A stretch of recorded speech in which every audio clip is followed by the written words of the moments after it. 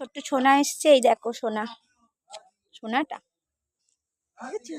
দেখো কি লক্ষ্মী, দেখেছো? খুব ভালো। একটাই শোনো বাবা, একটাতে আমি পাগল হয়ে যাচ্ছি। সোনা বাবা, যাবে আমাদের বাড়ি যাবে? সোনাটা দেখো কি শান্ত, কোলে না সোনাকে একটু, খুব ভালো। বাবারি কিরকম শুয়ে পড়েছে দেখো না,